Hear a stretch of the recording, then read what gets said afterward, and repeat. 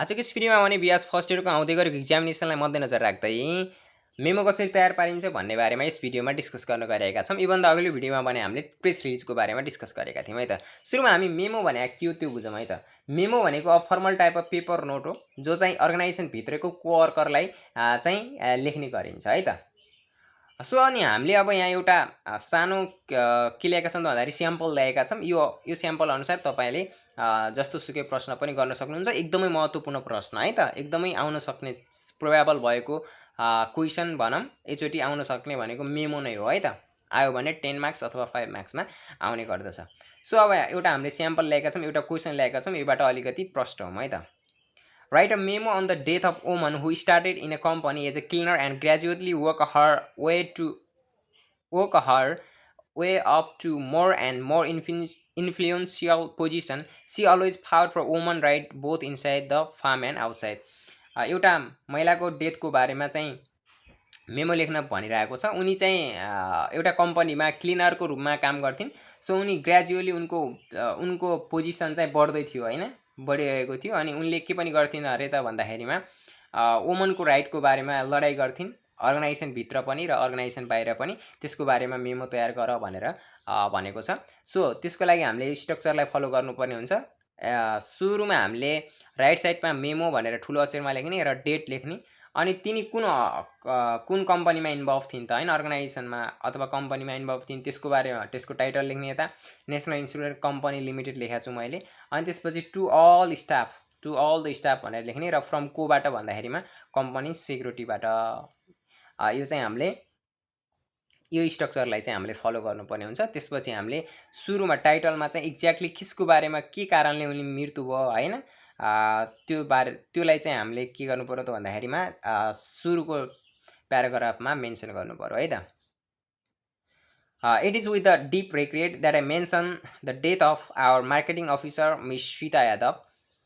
As many of us know, she had been suffering from heart disease, and on Sunday she underwent an emergency operation in the Gangajal hospital. एउटा अब deep regret हामीले press गर्ने हो। So उनी चाहिँ के थिइन् त भन्दाखेरि मार्केट अफिसर थिइन्, एज मेनी यु नो। अनि त्यसपछि हामी सबैले थाहा नै थियो उनी एउटा हार्ट डिजिजबाट चाहिँ सफरिङ थिइन् र उनलाई अनफर्चुनेटली उनी चाहिँ बिरामी भइन् र उनलाई कहाँ लगियो त भन्दाखेरि गङ्गाजल हस्पिटलमा लगियो र उनको चाहिँ के भयो त भन्दाखेरिमा त्यहीँ डेथ भयो हैन। उस्तै तरिकाको हामीले सुरुमा मेन्सन गर्नुपर्ने हुन्छ फर्स्ट पार्टमा है त।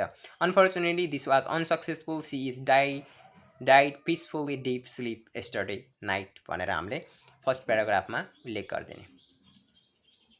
धेरै लामो पनि लेख्नु पर्दैन है, क्लियरली सर्ट नै हुन्छ यो memo. She started her career as a cleaner in our insurance company 16 years old age हैन। उनी चाहिँ कसरी त्यो चाहिँ कम्पनीमा इन्भल्भ थिइन्, कसरी उनको ग्रो भयो भन्ने कुरा चाहिँ सेकेन्ड पार्टमा लेख्दिउँ। She work hard got the training of insurance agent and become successful to collect huge amount of insurance premium from several individual. Then she was promoted to the post of marketing officer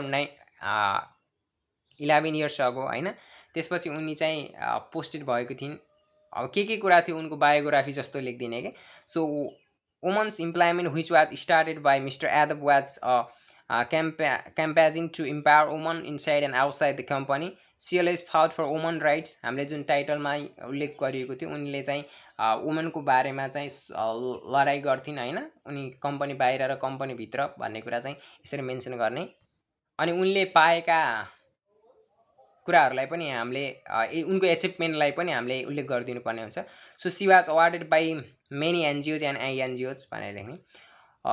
On the other hand, she will be the best remembered for her friendly manner and her concern for all the members of her staff. I am sure therefore that all of you will join with me in sending condolences to her family. Moreover, the works will stop on Monday in order to give everybody the opportunity of attending her funeral भनेर यसरी सर्भिसरले हरि खड्का भनेर चाहिँ लास्टमा हरि खड्का नै भन्नुपर्छ भन्ने छैन, सर्भिसर लेख्ने अनि XYZ लेख्दा पनि भयो, नाम क्लियरली मेन्सन गर्नु पर्दैन के। मेमो भनेको एउटा कुनै एउटा व्यक्तिको बारेमा अथवा कुनै एउटा विषयवस्तुको बारेमा त्यसको चाहिँ क्लियरली के भएको छ भन्ने बारेमा हामीले लेख्नुपर्ने हुन्छ। र उनको जीवनी जस्तो कि बायोग्राफी जस्तो तरिकाले हामीले चाहिँ क्लियरली मेन्सन गर्नुपर्ने हुन्छ। उनको ग्रेजुएसन कस्तो भयो, के कसरी उहाँसम्म पुगिन होइन, के कारणले मृत्यु भयो, त्यो कारण के कारणले मृत्यु भयो, त्यो अर्गनाइजेसनभित्रका सबैले थाहा हुने तरिकाले त्यो एउटा लेखिने एउटा लिखित पेपर हो नि त मेमो भने। सो सजिलो छ मेमो। स्ट्रक्चर जान्नु पऱ्यो, तल चाहिँ अब यसरी टाइटल अगाडि चाहिँ 3-4वटा प्याराग्राफमा चाहिँ हामीले यसलाई क्लोज गर्नुपर्ने हुन्छ है त। बस thank you, best of luck भन्न चाहेँ है।